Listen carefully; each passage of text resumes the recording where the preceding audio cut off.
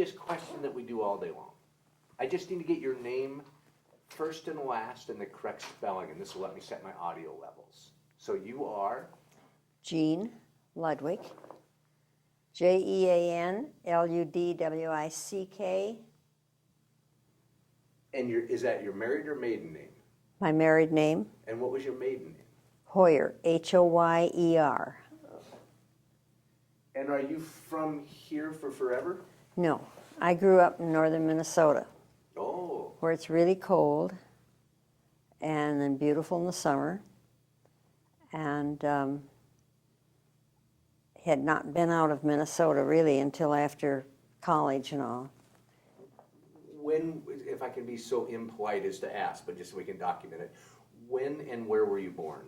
I was born in Virginia, Minnesota, September 30th, 1917. Now you look much younger than you are. Oh, all right. So you must be doing something right. Well, have positive thoughts. Who were your parents? My parents were Ben and Lenore Hoyer, and we lived in Virginia, which is not too different than living in a place like this. My dad had he had a business, but he had a hockey team that he sponsored, and so I grew up going to hockey games. We had a beautiful indoor ice rink, and they had a lot of competitions around in the area. Wow. Our schools were very well funded because we were in a mining district, and we had swimming pools in our schools, so I grew up swimming and that sort of thing. It's interesting with that being so well funded. So we're in the late 10s, early 20s, coming into the Depression. Mm-hmm. Do you remember the Depression, and if so, what was it like? You know, everybody talks about the Depression. If we had one, I was not aware. I always had enough to eat, and that sort of. We didn't have a lot of money, but we were comfortable. And that's a good perspective, because I think history books tend to make it look like everybody was exactly the same and affected. No. Because they say we just went through a depression or in a depression, which has been terrible, but compared to what I've heard, I don't think it compares. No. Do you remember, well, when you were a child, what did you want to be when you grew up? Do you remember? No, I don't really remember that. I was very outdoorsy. I was a swimmer. And we had all the pools, or all the schools in my area, which would be like 25 miles away, to be like Kashmir or places like that distance from Wenatchee. And pools, indoor, beautiful big pools, were every school, high school, from junior high on, had swimming pools. And that was for girls who didn't, that wanted to participate. And there were not a lot of us, but I was a swimmer, and we had competition between the schools.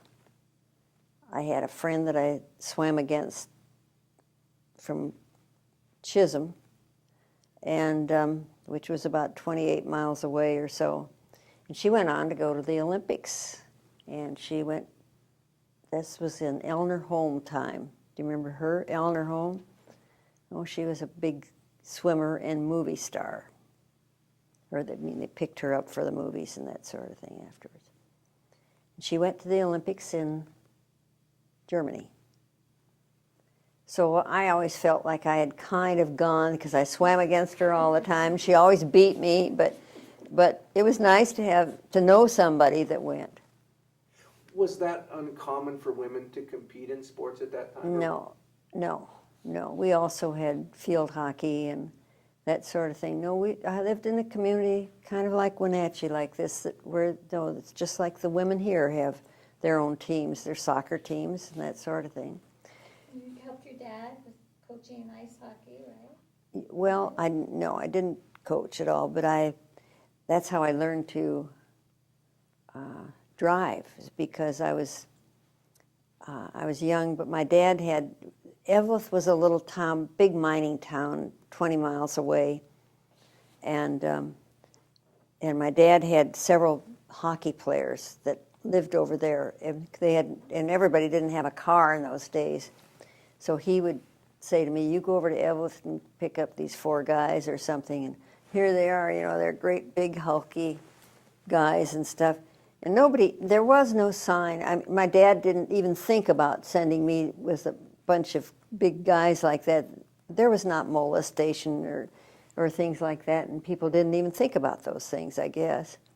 And these guys were my pals. They would have done anything for me, I'm sure. And it was, I'd pick them up like when they get off the work at the mines at 5 o'clock, they'd be at a certain place, and I'd go up in my dad's car. I was like 14, 15, and pick these 5 guys up and bring them back for hockey practice and hockey games. So were you supposed to have a license at that time, or just anybody could drive? I'm sure that at my age that nobody would have a license, no, but my dad had taught me to drive. We lived out in a country place at a lake in the summer. It was about 20 miles out or so. And I'd always walk down the road from the highway to meet my dad so I could drive down our road. That's how I learned to drive. And I assume they were dirt roads at that Dirt time. roads. What, it sounds like you in later life were a very independent person. Were you very independent in a younger life also? I suppose. Yes, I wasn't much of a looker or anything. So I was a sports fan, and I was a swimmer. And swimmers always, and we didn't have dryers, hair dryers, and things like that in schools then, but we had great swimming pools. We lived in a tax district where the taxpayers were fortunate to be able to have all those. We had great schools with indoor pools, big pools, competition pools that they didn't have in the big cities. For instance, in Minneapolis, schools didn't have indoor swimming pools and all because they had more money down there, and that was more of a city. And these country places had their own little sports. And I played field hockey. I don't know if they even do field hockey anymore. Back east, and there are some private schools. It was like you had a puck and a stick and that sort of thing, and that was a fall game. And you all those winter things, ice skating and hunting. Oh, yes. Family went picnics, big Danish community. When did you? Where were you at the beginning of World War II? Do you remember where you were for Pearl Harbor? Oh, yes. Where was that, and what? I was married. My husband was a doctor in Waterloo, Iowa. That was my first job. When I went to Waterloo, Iowa, I was a medical technician, medical and x-ray. And he was a doctor, and he took care of the National Guard people. And they said, well, come on, Doc, everybody was going to have to go in some way or other, be registered or something. And they said, you come along with us and be in the National Guard for a year, and then you're through. You don't have to do that. You can go back to practice. And so he decided that he would do that, and we were married. We just had gotten married, and we went to Louisiana, where they were staging these troops, and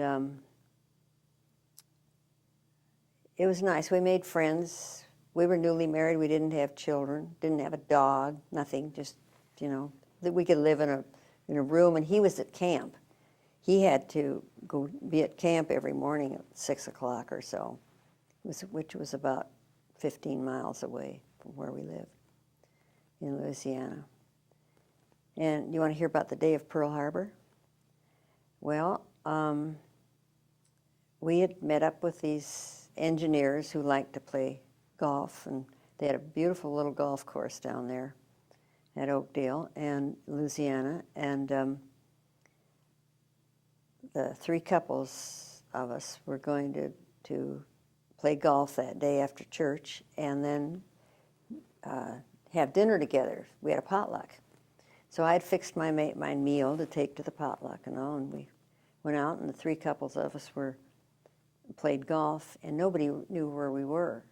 When we came back to this one engineer's place where we were going to eat, and our food was there and all, they said, you're in big trouble because they've been looking for you from camp. We didn't report in that we were playing golf, going to play golf. And they said, Pearl Harbor's been bombed, and we're moving out. And so of course he went to camp, and and so did these engineers. These engineers were sent out first. They were sent out in a day or two after we'd played golf on Pearl Harbor Sunday. They got on a ship, San Francisco, and they never heard of them again. They were bombed on their way over to Pearl. They were supposed to be on their way to the Pacific, and it was years later that when I corresponded with these wives that they never saw them after that Sunday that we played golf, and my husband was taken out that night. He left. He said, I don't know where I'm going or anything, but he said, I'll let you know as soon as I can. We did not have cell phones, but we had a phone arrangement sort of thing.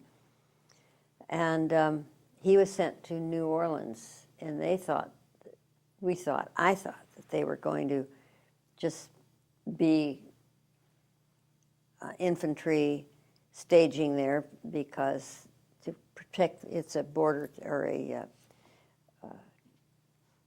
what do I want to say it? Gulf town, and it was a port. It was a port town, and he called me from down there, and he said, I don't know how long I'm going to be here, but he said New Orleans is pretty. He said we haven't been there yet. He said so get things ready and come on down. And of course that's not what happened. They were just there to close things up. It was a port, and the next thing I knew, he was back, and he said, I've been told to get ready for hard weather, which means, and of course in Minnesota, that's long underwear, that sort of thing. So I got everything out, and he left. New Year's Eve. Yeah, we girls had planned a party for New Year's Eve at the camp, and of course that was out of the question then. And that's the last I saw of him for 2.5 years, was putting him on a train out of Louisiana, and they took them to New York, and they were there for probably 2 or 3 days, and then sent to England, North Ireland. They were stationed in North Ireland, and they really did not know much about military. These guys, they were on a temporary thing, they thought. And so I saw him 2.5 years later. 2.5 years later. They were married 3 months. We were married. That's what I was going to say. So We were married in October. He left New Year's Eve, and I didn't see him for 2.5 years. And how old were you then? I don't know, 23, 24. Okay, so young. I mean, You were young. So are you afraid or sad or? I didn't know what to think. We had not had a war before, but we knew, of course, we had and we didn't have the news coverage like we have now with TV and that sort of thing. But I knew that Pearl Harbor had been bombed, and everybody and these fellows were not ready. They were not trained. It was merely a year's duty of National Guard, you know.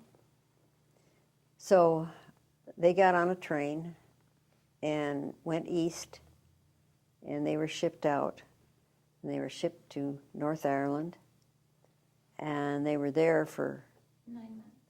yeah, about 9 months Now you, in training. They were the first big Ship. military ship of troops sent over to Europe. And they sent them up there to train them because they had not really been trained for that kind of thing. And of course, the war then is going on, and they were up there, and my husband recounted to me that on the way down, when they were shipped out of North Africa or out of Ireland, where they'd been training, to North Africa. They had 2 bombings on the way down. They had to go past Germany and those places you see to go to North Africa. But they made it. They had ship damage, but they made it to North Africa. And he was there, I've just forgotten how many months. and where are you living at this point? My family said, come home. You're a married woman. You're not going to be running around. I said, well, I'm going back to my old job in Waterloo, Iowa. And they said, no, you're coming home. You're a married woman now, and you're going to be living here.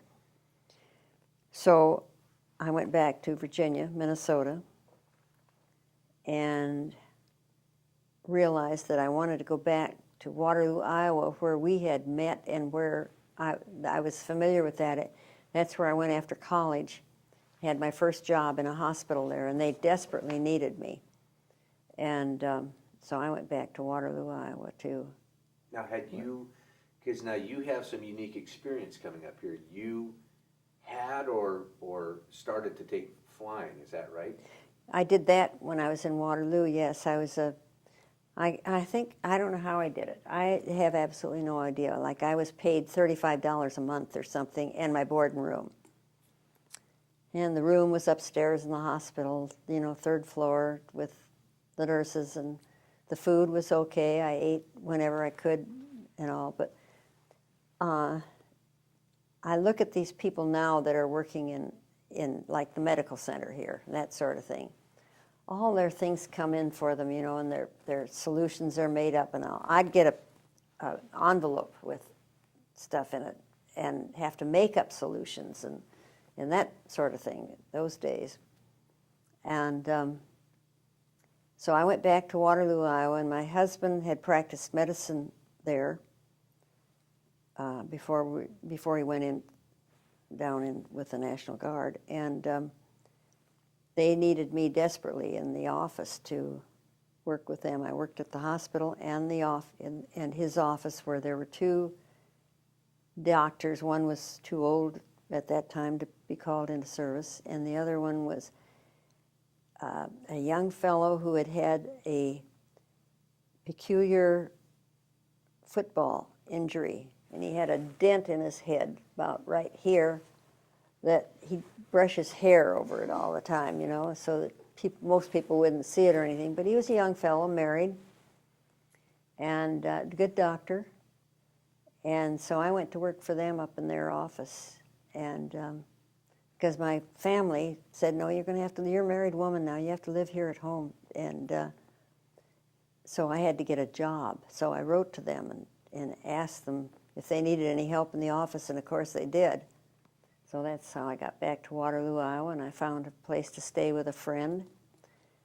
This woman's husband was left every Monday morning. He was some kind of a salesman, and he'd come back Friday evening.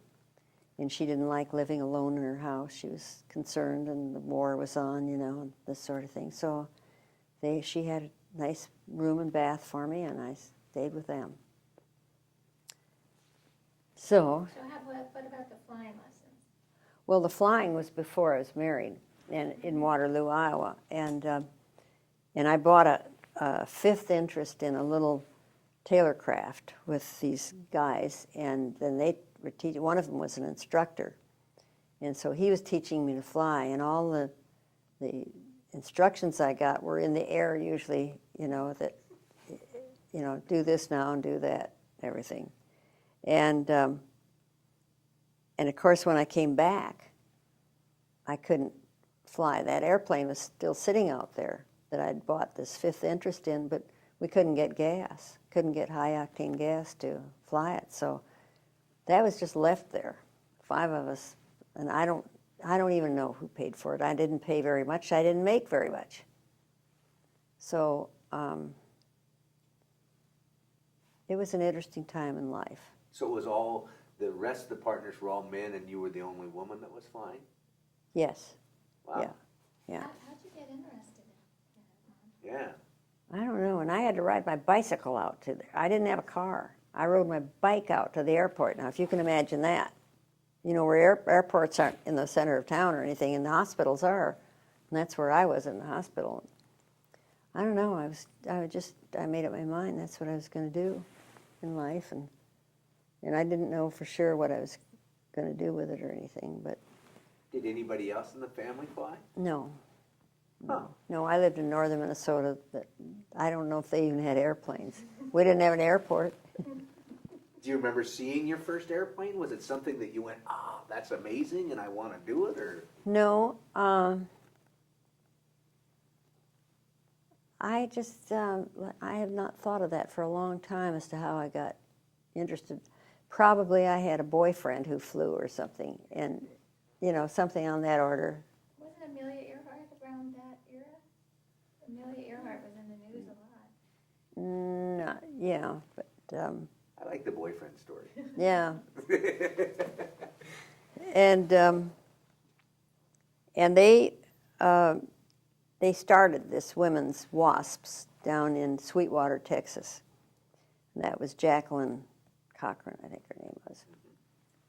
And so I, because I had a pilot's license, and any woman that had a pilot's license was invited to go down there to train. And so I, of course, said yes, that was okay. Well, then they found out I was married. And so I had to have my husband's permission, and you can imagine how that was to try to get that. He's over in Ireland staging. They were waiting to go into battle, and so he wrote back, and I got all the way down there to Sweetwater, Texas, and then I went back because he wouldn't sign the papers that I could fly.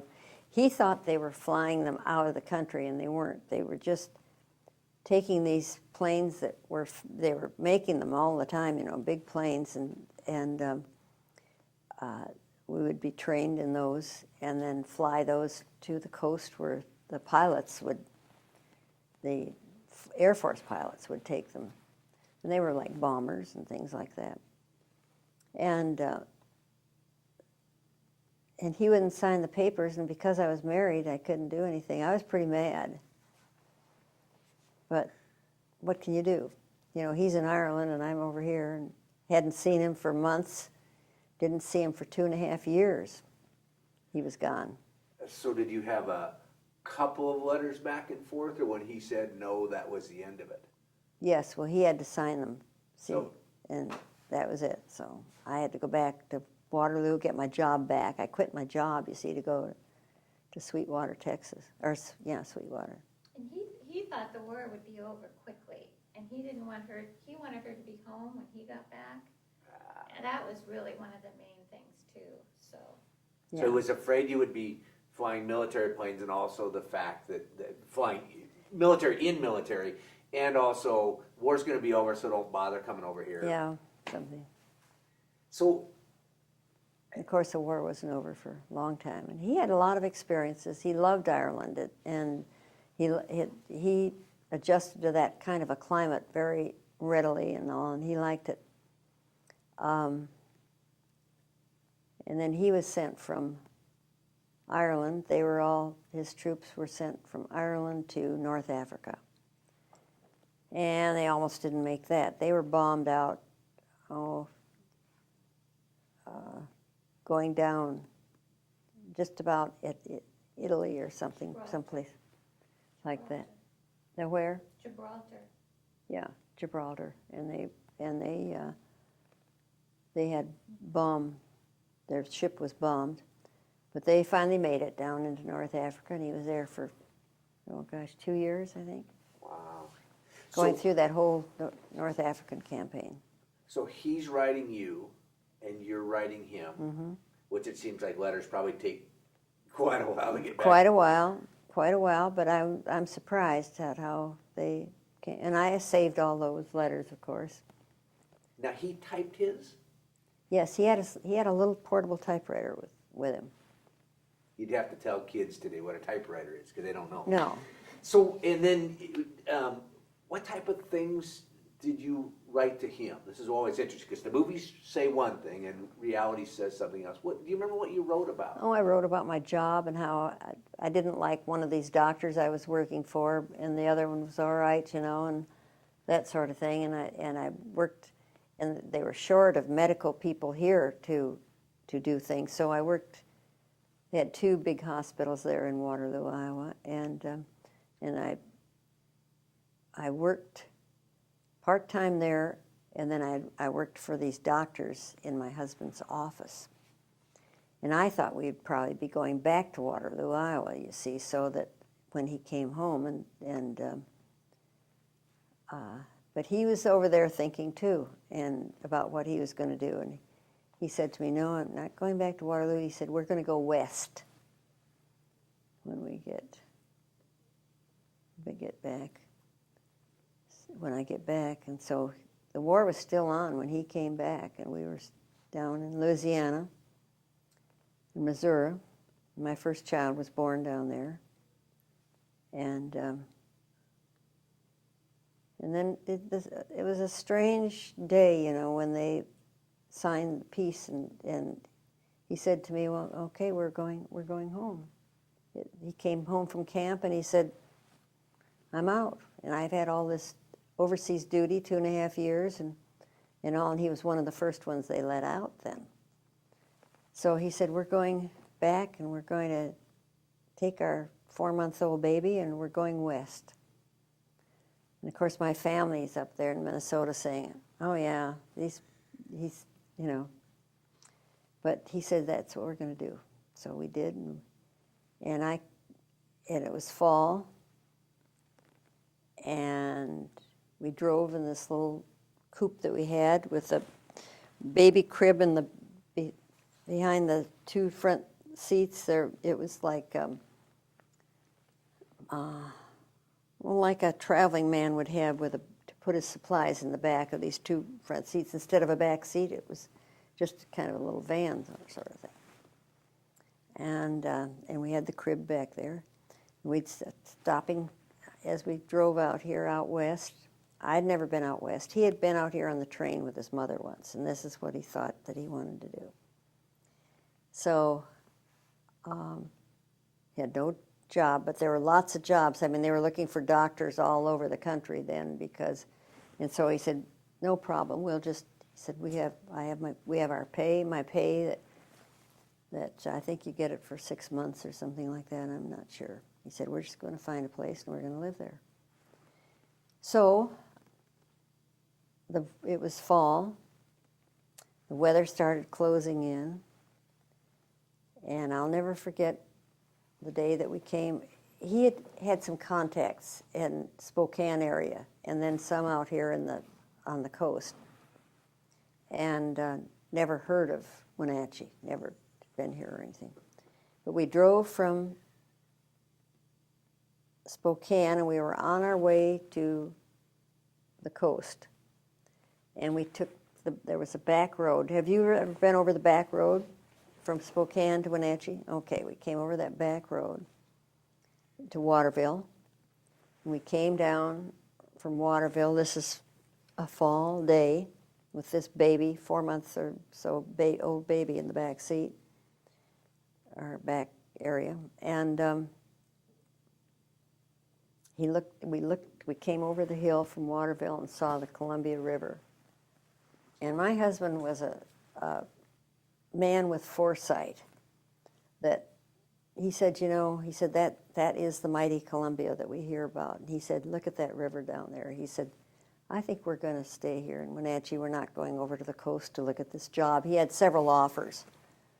And I said, well, but you don't have a job here. And he said, it's all right. He said, we're gonna look it over. We're gonna stay here for a while. And we drove up to the hotel, which was, what was the name of the big hotel there on the corner? It's still there, the big Cascadian Hotel. And we drove up, and they didn't have any rooms, but they had a sample room. And the sample room had a bath off it. And there's a big area kind of like this. And we had this crib and our suitcases and stuff, and we moved in there. They put a couple beds in there for us. And of course we could eat in the the restaurant that they had, the little restaurant. And so he went looking around town to see if anybody needed a doctor. So he signed up with this Dr. Beavis, who was an older man, had never had to go to war or anything, and was around here. And he had an office in the Savings and Loan Building. And so my husband started working for him, and he could see that it wasn't going to work out very well because this guy, it was an old-time doctor who had not been back to classes and, new equipments and all that sort of thing. So he decided to go out on his own, and so he got his own office, and then he said, we're going to build an office. And I said, okay. In the meantime, I have this little one. Then I'm pregnant with this one. And we built an office on the corner of Oregon and Orondo. Do you know where that is? A professional building. And in the meantime, there'd been a dentist come in here that found out about us and that we were going to build an office, and he was stationed in India or someplace. Thailand. Taiwan, was it? Thailand. Mm-hmm. And he flew over here, and his wife flew up from Florida to meet him here, and they stayed with us, and he decided that this was a great place, and he was going to practice here. That was Dr. Jim Jensen. Do you know them at all? No. And so we built the office downstairs, or built the downstairs of the office building for him, and put in our big lab down there. And my husband built the office, and by this time he had recruited a couple of doctors to come in here with him. And that's my story. Well, talk about you. Talk about what you doing. It's interesting because it shows how much the world has changed. I mean, the world has changed. Oh, yes. And there was no government supplement for doctors or anybody like that. I mean, you made it on either you made it or you didn't make it. So you quit nursing once? Med tech. I was med and X-ray technician. So you quit doing that just after the war then? Or when you had your first child? But when we came here, they needed help desperately at the hospitals. And they had the old Deaconess Hospital, do you remember that? And then St. Anthony's Hospital is still here also. And so they had approached me to come and help, and I'd get somebody in to stay with my children, and I'd go up there and spell because it was hard to get technicians. When you were back before your husband came home, you worked. I worked. But what else did you do? I mean, because... Well, there was no chance of getting gas for a plane or anything like that. No. But I was there. I was with my family for a while, and then I went back to Waterloo, Iowa, where we had met and he had practiced, because I had friends there. I went back and stayed with this couple that I knew and paid them for. They were glad to have the extra money for the upstairs of their house. And worried and did things, but went on. I was young, didn't understand. No, I didn't. No, I didn't have time for anything like that. Sure. Oh, okay, sure. I'll stop now for a second. Gonna fix your blouse. So anyway, life was interesting. We were all young then, and the country was coming back. Did you And face rationing during the war? I mean, were you without, or were you in an area that? no, I was never worried about the food. I never was a big eater anyway, and just food for me was no problem. It was and then I was in either a hospital or someplace where they had to feed patients, and so I always had food. But I was overworked because I had to do a lot of things that I had never been trained to do. I had never been trained to make solutions and things like that because they'd all come in a big jugs, you know, in school. And but people do what they have to, and they learn. And it was an interesting time. Did you have a group of wives that their husbands were gone, or were you kind of an island of your own? No, I was kind of an island of my own. I knew some of because he had started out from Waterloo, Iowa with a National Guard outfit, why some of the wives would get together once in a while, and we'd get the stories from what one said and another said, and that sort of thing. And then I don't know, it was I think things when you're alone and you put all that behind you then, you know, and I've not really thought about a lot of those things that I did at that time. But she didn't know where my dad was. No. They couldn't say. She didn't know he was in Northern Ireland. So the letters, were they censored? Were things blacked out? Oh, yes. Oh, yes. He was the censor, my dad. Oh, really? Because he had a lot of men under him. So did he try to write code or anything? No. No, just... No. Now, where did you meet your husband? Waterloo, Iowa. When you were in school, or? No, I went there on an internship, supposedly, and in this hospital that was about the size of what St. Anthony's is here. And I'm on an internship, but I walk in there and there's no other technician. And so the pathologist in the community, who was supposed to be my boss then at the hospital, he'd show up maybe once every week or two and see how I was doing. And so I had to learn everything. I had to learn to make solutions, to do blood work and that sort of thing. And but I'm a learner, and I caught on and went ahead and learned what I had to do. And it was I have confidence in our young people. They could do things if they had to. But the problem with our country is that they don't have to. They can go out and buy it, or they can go out and join up, or just order it, or something like that. Get on the internet and order something, you know. There was none of that, you see, when I was growing up.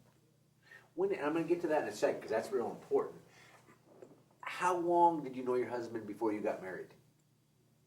Oh, probably a couple years. Oh, so you knew him fairly well. Oh, yes. And then you were married 3 months and gone. So it wasn't like met him, got married. No. So was that challenging to, you knew him a couple of years, you're married 3 months, he goes away at basically the beginning of your marriage for this 2-year void. Right. Was it a challenge when he came back to kind of start up, or did the letters keep you? Well, yes, we had to reacquaint ourselves. But he had been through a lot, and he'd been wounded twice, and he'd lost a lot of men, and we'd talk about it some, but he was not bitter or anything. To him, it was a thing that had to happen, and we had lost a lot of friends,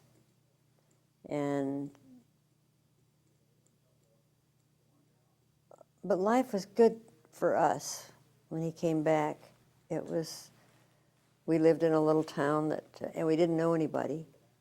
And I got pregnant fairly soon after he got back and had a baby boy. And we were still in Missouri at that time, and he was born down there. Did World War II change your life as a woman? Yes, probably. I probably grew up because I was paid like $35 a month in my board and room at this job that I went to in Waterloo. And I had never had my own, this is first job. And I'd never had my own money or anything, but I can remember my dad coming down to visit in Waterloo, Iowa. This is when I'm working before I'm married. And it was winter. And I said, and my dad said, get a warm coat, I'm going to take you out for dinner. Get a warm coat on, you don't have to eat here at the hospital tonight, I'll take you out for dinner. And so I showed up in this raccoon coat that I had bought at Black's department store. Do you know what a raccoon coat looks like? Okay. And my dad said to me, how much do they pay you here? And I said, $35 a month. And he said, well, how'd you get a coat? And I said, well, I charged, and I just pay them off. You know, each month I pay a little on it. He said, on $35 a month? I said, well, I don't have anything else to spend my money on, you know, because I have board and room and that sort of thing. But I'll never forget that. My father was just, and we did, young people did things like that in those days. I didn't have a car, but I had a bike. I could bike to the airport, you see, and that sort of thing. That's how I got to the airport. I didn't have a car to get there. What did you do for fun? You talked about golf earlier, pre-war. I didn't play golf then, no. I didn't, I had known how to play golf since I was a kid, but I didn't have clubs, and I didn't do that, no. Fun, let me think. Nobody had much money, but things didn't cost very much. A Coca-Cola was, you could sit in a booth in a place for a dime, get a Coke, and sit there and visit for 2 hours if you wanted to. That was entertainment, you know. You'd meet your friends there, and everybody'd order something for 10 cents, and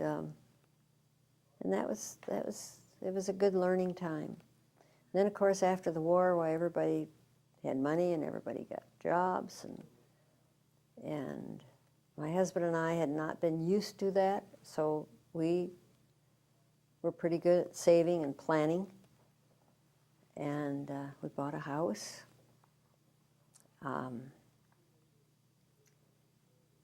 First house we bought was over on Monroe Street, a little place. And then my dad was going to come out to visit, and we had 2 bedrooms, so of course we were in one and the baby was in the other. And so my husband had somebody come in to help him fix the downstairs, which was raw basement, you know, what basements look like. So I said, well, let's have a party, a painting party down here. So we bought some beer, and I cooked a lot of stuff, and we invited these friends in that we'd met here in Wenatchee, and we had a painting, and I had aprons for everybody to put on, and we painted my basement because my dad was coming. And my husband had fixed this room down there, so have a room for him. And I mean, that's the kind of entertainment we did in those days. Can you imagine kids nowadays doing that sort of thing? And she's 92 and is the oldest living golf player at the golf. She's played golf for how many years? 65 years. Wow. She's still. Yeah. Good, healthy living. Was it a more innocent time? Yes. Or do you think we look back and romanticize it? Or was it a more innocent time? Yes, it had to be a more innocent time. I never thought about locking doors. I never locked doors. I wanted people to feel welcome to come into my home. And I don't even remember locking my car doors when I went to the grocery store or anything. You know, people were honest as far as I was concerned. Now, they tell you to look in the car. They're telling you in our papers now, look in the back seat of your car before you get into it. This girl that was killed here and they can't find the killer. And it's hard for me to accept as an older person that our country has gone that way. Did we learn anything from World War II? Is there a message for future generations?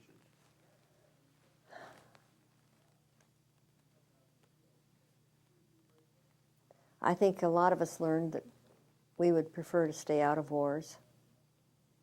See, my husband was gone 2.5 years, and we'd only been married 3 months or something when he left. And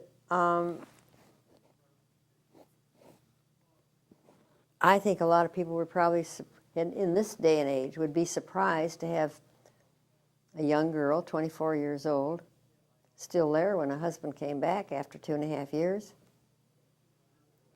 And that's not the way life is now. You go out and pick somebody up, don't you? At the tavern or someplace or wherever you go.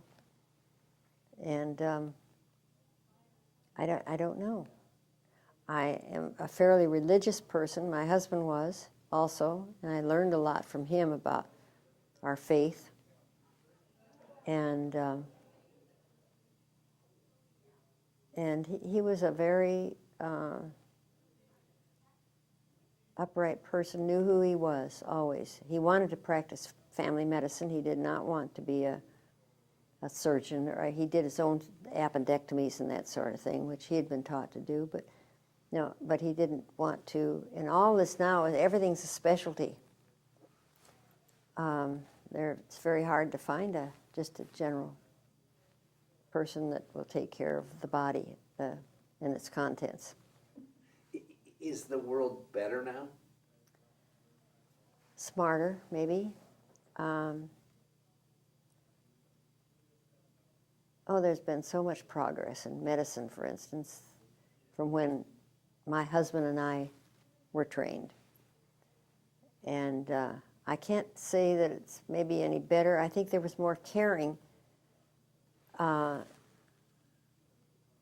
Doctors were taught more to care for people in their lives, individually and personally, at that time than they are now. Now they go to medical school, they have to fight for a way to get in, they have to pay so much to be a doctor, that they don't have time for that. It's come in and what's the matter with you? Okay, and go over you and that's it. My husband's patients were friends of his practically. Then after they'd been to him, they felt like he was a friend that they could talk to. And I don't think doctors nowadays are. I go to the doctor and they ask you very little personal things or anything. And it's a matter of time. Yep. My wife's a surgical assistant nurse, so I'm very, very aware. And I do a lot of work for Providence hospitals over on the other side. Oh. And you are exactly right. Time. And the insurance company tells them door on the handle. Mm-hmm. Keep your hand on the door handle and at the most 15 minutes. Mm-hmm. It's interesting because what you described, you and your husband, 2 children, mm-hmm. lived what is the stereotypical American dream.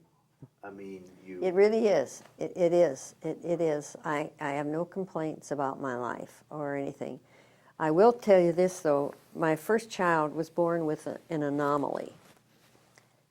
And we were in the service where he was born. And then we put him in the car and came out here. And he had an opening out of his umbilical cord that was attached to an intestine. And it leaked all the time, and also we had that. But my husband knew what to do and all. And he had researched medicine. He said, we're going to take Jack over to orthopedic hospital. And he said, I've looked up a doctor over there that I want him to see, or want him to see Jack. And I said, okay. So we packed up just probably the second week we were here in Wenatchee, and he had called this Dr. Coe, and who was a pediatric surgeon. And so that was my introduction to Orthopedic Hospital in Seattle, and my husband's introduction. We were fascinated. It's a wonderful place, and you're comfortable leaving a 9-month or so kid over there and going to have surgery and that sort of thing. We had all the confidence in the world in the place. And my husband had to be here, and because he'd started practicing. And so I was over there in Seattle with my son when he had this surgery done that Dr. Coe did. And he had to do it in 2 stages because it was a complicated thing. And I had never really been exposed, even having worked in hospitals and stuff. But I was a technician. I had not been exposed to children with anomalies and things like that, so I didn't really know about it. But I knew this kid of mine that had to have this thing changed. This BMs came out this thing. And this Dr. Coe did a wonderful job. He did it in 2 stages. He did the first stage, and then we went over and I stayed over there while he was in the hospital. And so I got to know Orthopedic Hospital. And I just can't say enough for it. In fact, all through our living here, I have been one of their biggest fans and have always belonged to the orthopedic thing. And now I read about them all the time, and they have these places where people can stay and that sort of thing. And Dr. Coe offered to take me to his home, and I said, no, I can't do that to your wife, you know. But I've had a lot of interesting things in my life. And wonderful life. I'm just at the end of tape here.